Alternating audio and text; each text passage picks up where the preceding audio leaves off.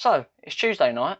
West Ham have won against West Brom to give us a record start to a Premier League season after 19 games.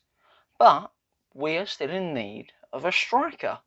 Mipo Odebeko himself wasn't even on the bench tonight. Does that mean he's going to start against West Brom?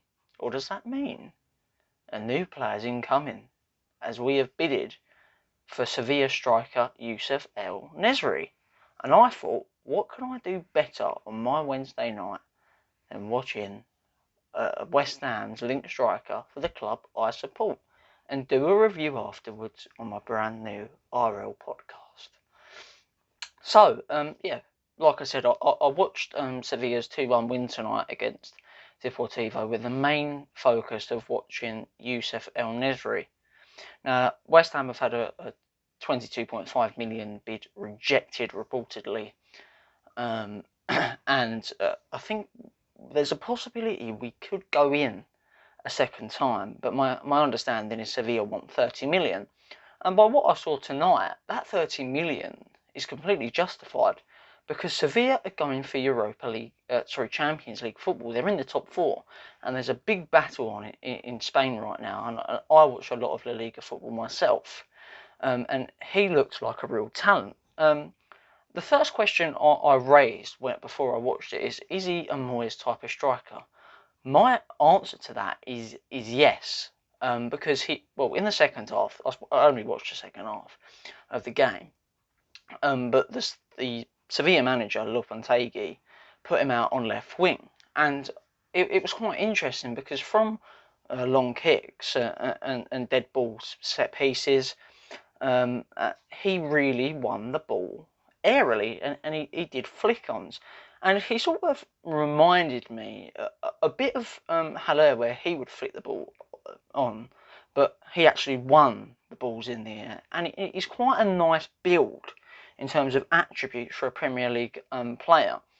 And I think he would really fit in at West Ham well. And the reason I say that is because he's not only got that physical presence to him, but he's also got that Antonio-type pace.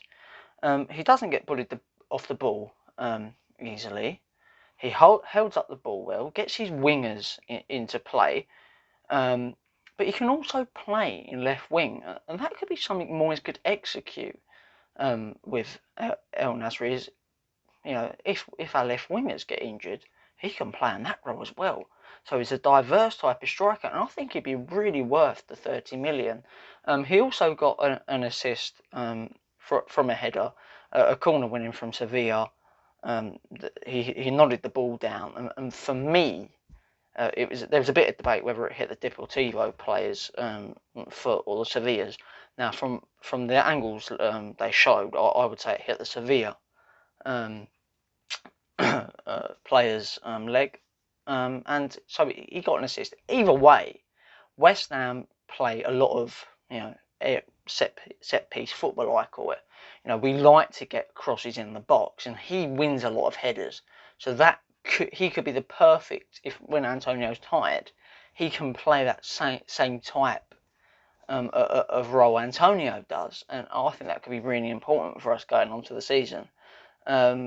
So he's well worth the 30 million, and I think West Ham should buy him. And the key answer to this is, if Moyes has went in and said, I want this player, which I think watching him he has. I think this is a Moyes type player, and he's going to execute our system, and not only that, bolster a potential Europa League spot. I was always up to it. I always backed Moyes. When he left and Pellegrini got sacked, I actually said I think we should get Moyes back.